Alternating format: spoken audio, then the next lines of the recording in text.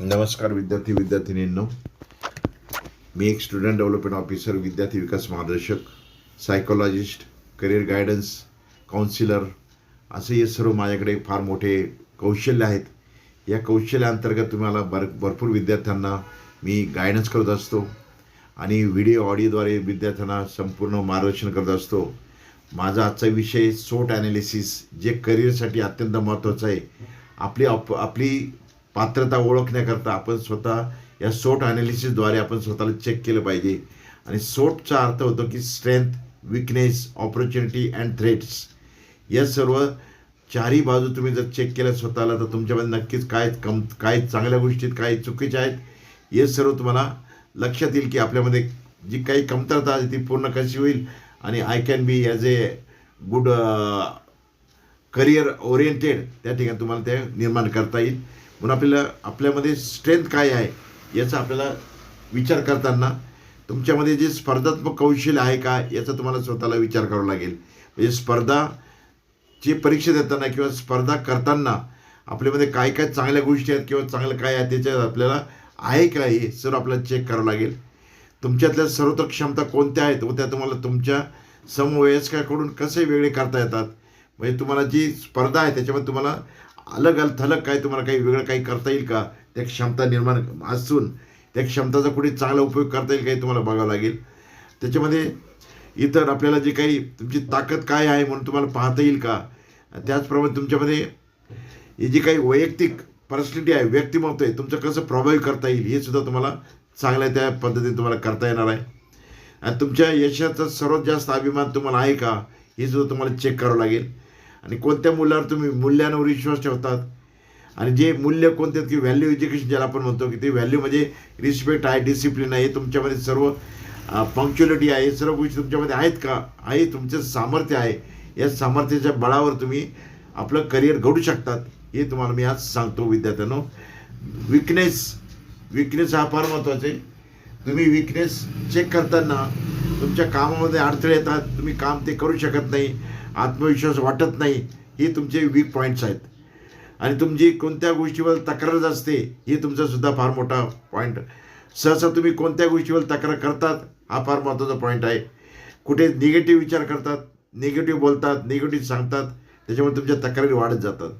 शिक्षणामध्ये कौशल्य प्रशिक्षणावर तुमचा विश्वास आहे का, आणि आपण कुठे कमी पडतो हे सुद्धा आपण बघितलं पाहिजे. आणि आपल्या मी तुम्हाला मग आत्ताच सांगतो की नकारात्मक सवयी कोणत्या आहेत ते आपण लक्षात घेतलं पाहिजे. तुम्हाला मी सांगितलं आत्ताच की पंक्च्युअलिटी आहे, डिसिप्लिन आहे, रिस्पेक्ट आहे, हे सर्व तुम्ही स्वतः शिकून स्वतःमध्ये काहीतरी दुर्बलता आपली विकनेस कमी करता येईल. आणि तुमच्या गुणांमध्ये तुम्हाला आयुष्यात मागे काय पडतात, का पडतात मागे, याचा सुद्धा तुम्हाला सखोल विचार करावा लागेल.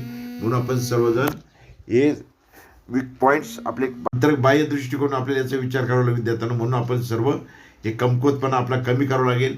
त्याचप्रमाणे आपल्या संधी कोणत्या आहेत, म्हणजे अपॉर्च्युनिटी ज्याला आपण म्हणतो, अपॉर्च्युनिटीचा नक्की तुम्ही आपण कुठले करिअर निवडलेले आहेत, त्याची आवड आहे का, आपल्याला आपली क्षमता आहे का, त्याची पात्रता आहे का, ही संधी आपल्याला नक्कीच मिळत असते. संधी केवळ भावनेने मिळत नाही, लक्षात घ्या.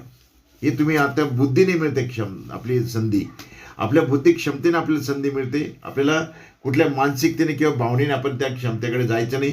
आपल्या बुद्धीची क्षमता किती, आपली पात्रता किती याच्यानुसारच आपली संधी आपल्याला मिळत असतात.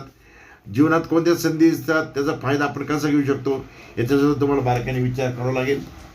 आणि तंत्रज्ञानाला आपण कशी मदत करू शकतो हे सुद्धा, कोणतं नवीन तंत्रज्ञान मला शिकता येईल, कोणतं तुम्हाला नवीन काही कोर्सेस करता येतील, याचासुद्धा तुम्हाला संधी मिळत असतात. नक्की त्या तुम्ही संधीचा फायदा घेणार आहात. तुमचा उद्योग समजा वाढवायचा असेल तर त्यासाठी तुम्हाला बाजारात कसा फायदा करून घेता येईल याचीसुद्धा तुम्ही संधी निवडली पाहिजेत. नवीन प्रकल्प काही आणता येईल का, तुम्हाला नवीन बदल काही करता येईल का, याचासुद्धा तुम्ही शोध घेतला पाहिजे. हे सुद्धा तुम्हाला काळाची गरज आहे. प्रशिक्षण अभ्यास तुम्ही केला पाहिजे. मार्गदर्शनाच्या कोणत्या संधी आहेत या उपलब्ध आहेत हे तुम्ही त्या ठिकाणी बघितलं पाहिजे. अशी सर्व संधी जीवनात तुम्हाला येत असतील त्या तुम्ही नक्की त्याचा फायदा करून घ्या. आता पुढचा की थ्रेट्स म्हणजे भीती तुम्हाला वाटते, भीती किंवा त्याच्यामध्ये कुठेतरी अडथळे वाटतात तुम्हाला, तर त्याच्यामध्ये कोणता अडथळा आहे की मला कोणत्या गोष्टीचा सामना करताना मी भीतो, सतत घडणाऱ्या बदलामुळे मला भीती वाटते, बदलल्या तंत्रज्ञानामुळे मला समजत नाही, उमजत नाही, किंवा मला त्याच्यामधून मला फार धोका वाटतो, असं सुद्धा बऱ्याच वेळेला आपल्याला अडथळे निर्माण होतात. म्हणून हे अडथळे पार करण्याकरता, ती भीती कमी करण्याकरता स्वतःतला आत्मविश्वास वाढवणं अत्यंत गरजेचं आहे. त्याच्याकरता तुम्ही सर्वांनी आपलं चांगलं कार्य करताना इतरांचा सल्लासुद्धा घेत चला आणि आपल्या निवडलेल्या करिअरमध्ये आपला प्रवास मदत करू शकतात. परंतु प्रवास स्वतःला करावा लागेल हे तुम्ही विसरू नका.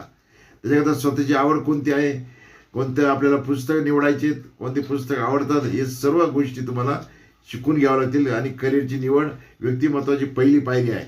त्याच्याकरता व्यक्तिमत्व विकास करायचा सर्वप्रथम तुम्हाला मी कोण आहे हे तुम्हाला आत्मपरीक्षण करावं लागेल. माझे कोणते चांगले पॉईंट्स आहेत, कमजोर पॉईंट्स आहेत, याचा तुम्हाला बारकाईने विचार करावा लागेल. त्याच्याकरता प्रत्येकाने हे SWOT ॲनालिसिसचा बारकाईने जर विचार केला तर आपल्या बुद्धिमत्तेमध्ये चांगले विचार येऊ शकतील. आपण नक्की आपल्या करिअरचा शोध घेऊ शकणार आहात हे तुम्हाला माहिती मी बारकाईने सांगतो. म्हणून SWOT ॲनालिसिस जीवनामध्ये सर्वात महत्त्वाचं आहे. हे तुम्ही आत्मसात करा आणि त्याचा नक्कीच तुम्हाला फायदा होणार आहे. विद्यार्थ्यांनो, माझा नंबर आहे 8999479675. जय हिंद.